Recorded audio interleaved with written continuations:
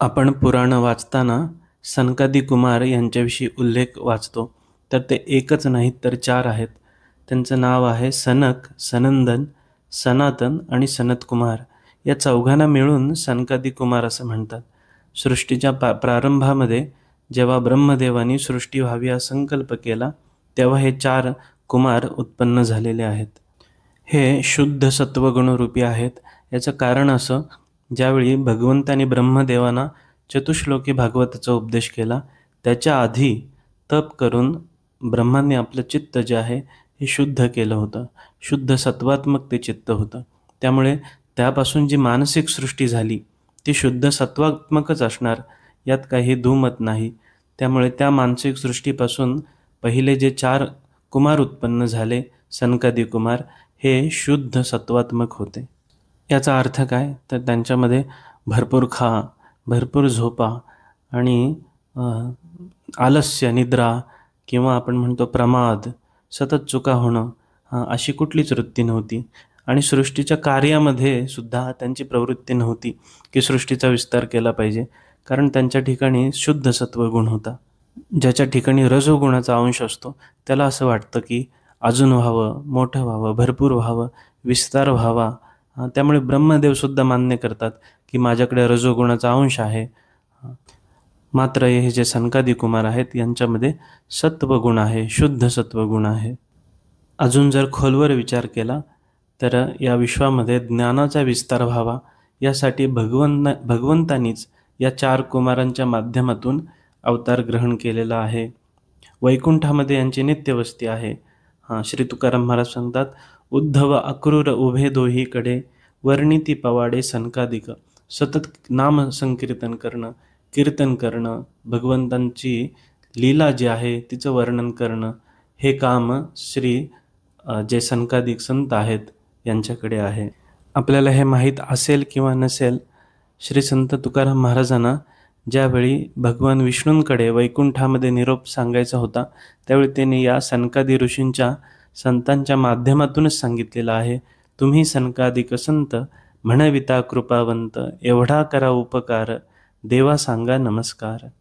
सनकादिकांवर भगवान विष्णूंचं किती प्रेम आहे, तर पंढरीच्या पांडुरंगांचं नामदेव महाराजांवर किती प्रेम आहे हे आपल्याला माहीत आहे.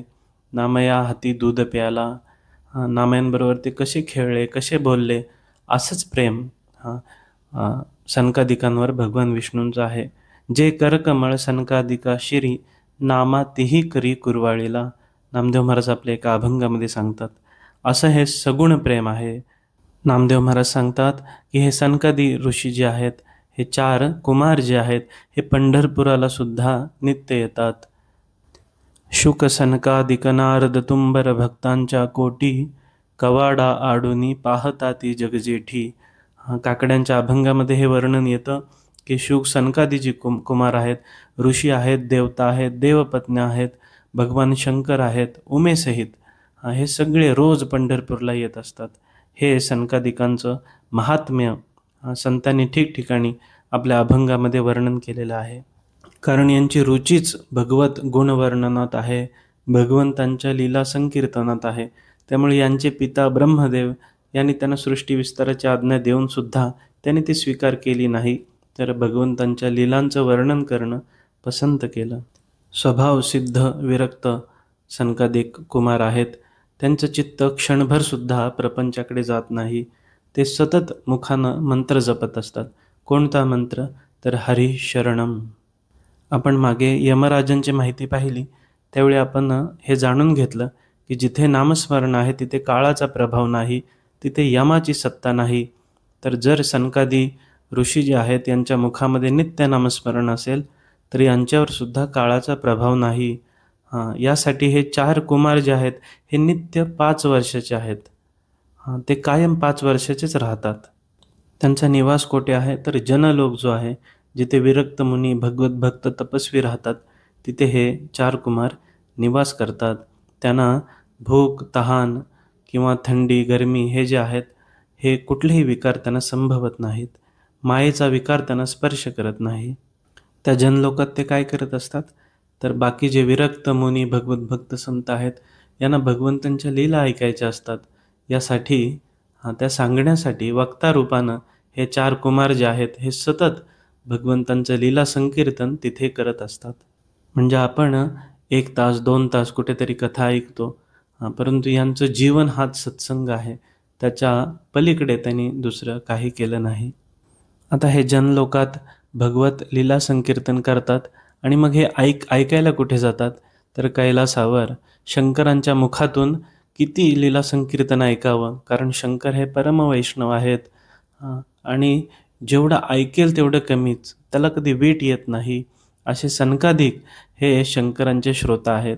किंवा आपल्याला माहीत आहे पाताळमध्ये जो शेष आहे त्याला 10 सहस्त्र अशी तोंडं आहेत. सहस्त्र मुखांचा वर्णिता भागला, तो त्या 1000 तोंडांनी भगवंतांची लीला संकीर्तन करतो, भगवंतांच्या गुणांचं वर्णन करतो. हे गुणांचं वर्णन ऐकायला तिथे सनकादिक ऋषी असतात. म्हणजे हे सांगतात जनलोकात आणि ऐकतात शेषांकडून अथवा भगवान शंकरांकडून. आणि मग हे पृथ्वीवर येतात का, तर होय, पृथ्वीवर एखादा अधिकारी पुरुष असेल तर सनकादी ऋषी त्यालाही उपदेश करण्यासाठी येतात. जसं पृथू नावाचे जे काही राजे होते त्यांना सनकादी ऋषींनीच उपदेश केलेला आहे. त्यानंतर महर्षी नारद जे आहेत यांनासुद्धा भागवताचा उपदेश हा सनकादी ऋषींनीच केलेला आहे.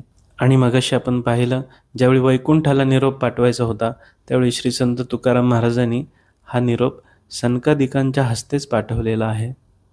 असं आपण सनकादी ऋषींचं चरित्र पाहिलं. हे 4 कुमार जे आहेत हे नित्य नामस्मरण करतायत, भगवंतांचं लीला संकीर्तन करतायत, ऐकत आहेत. जे अधिकारी पुरुष आहेत त्यांना उपदेश करतायत, शांत आहेत, त्यांना मायेच्या कुठल्या विकाराचा स्पर्श नाही. भगवंतांच्या लीला संकीर्तनातच त्यांना इतका आनंद आहे. नित्य 5 वर्षाचे आहेत.